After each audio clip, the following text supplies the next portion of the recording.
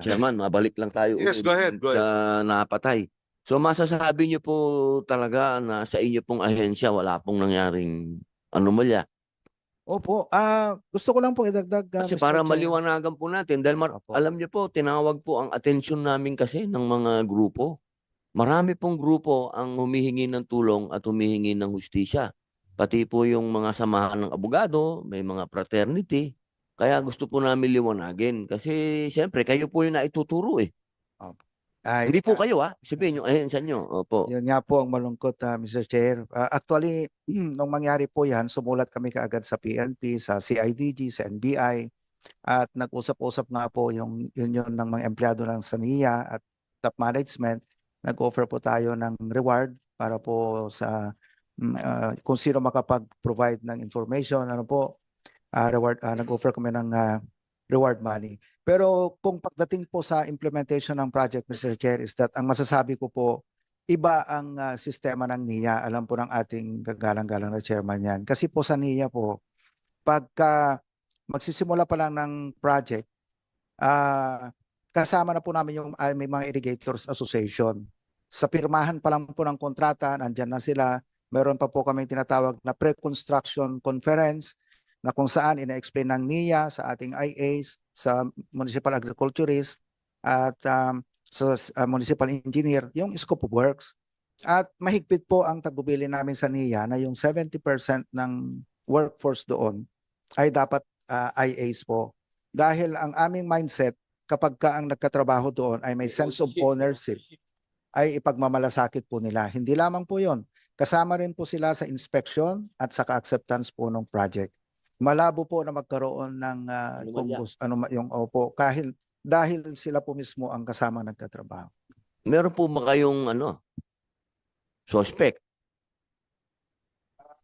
Well, kami, again, tinignan ko nga po yung... Sino po tinitingnan? Andito po ba? Yung Mr. Chair, isasabit namin sa inyo yung kanyang post. Ano po, ang dami kasi lahat ng ahensya, lahat ng agency. Pag sinabi mong lahat, anong lahat? I mean, Senate, Congress, DPWH, DOH, lahat po may po na po si Kyle. Kaya po nalulungkot kami at kami nga po yung ituturo. Although tumutulong naman po kami at lahat naman po ng kooperasyon sa PNP at saka sa NBI binibigay naman natin para ma-resolve din po yung kaso. Base dun sa informasyon ng PNP, parang ano siya, di ba? Lumalabas hired assassins kasi riding in tandem ata, no? Ang pumatay sa kanya. Yung incident report sa Cagayan de Oro, no? So, well, kung ganun nga, di ibig sabihin merong nasa likod na talagang tiniyak na yun. No?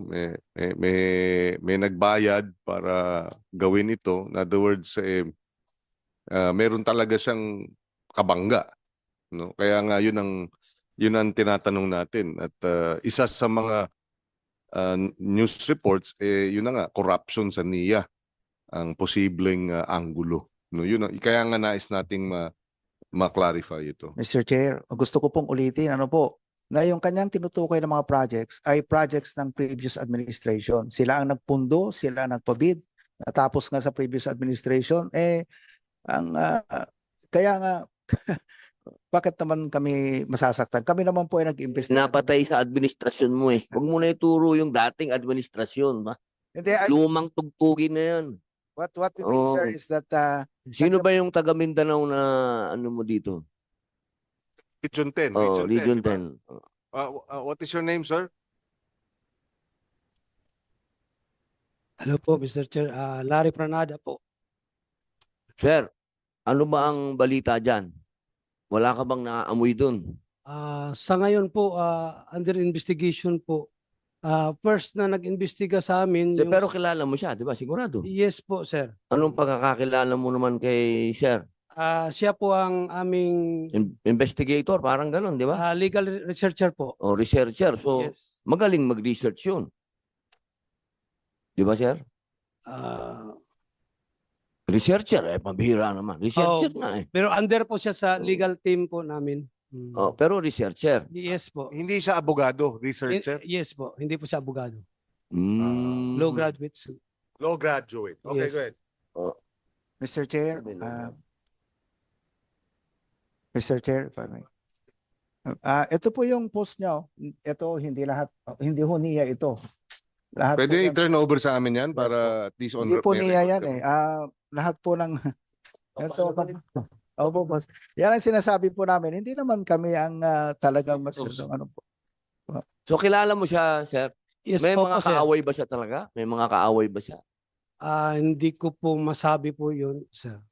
Pero magkaibigan ba kayo? Oo, lahat naman ng mga empleyado sa Region 10, kaibigan ko po. O, wala po ba siyang nakukwento sa inyo? Na Sa may akin, kaaway siya, meron siyang Oo. kabunggo. wala naman po. Kamusta po yung estado ng kanyang buhay? Maayos po ba? After sa, kasi nag-start siya na as employee sa NIA November 23, 2022. Then, nag-in siya ng June 30, 2025 kasi nag-convey siya to sa amin, sa Region 10 Management that he not to renew his casual appointment po. Bakit daw po ayaw niya mag-renew? Hindi ko na po alam, sarili na po niya yun po.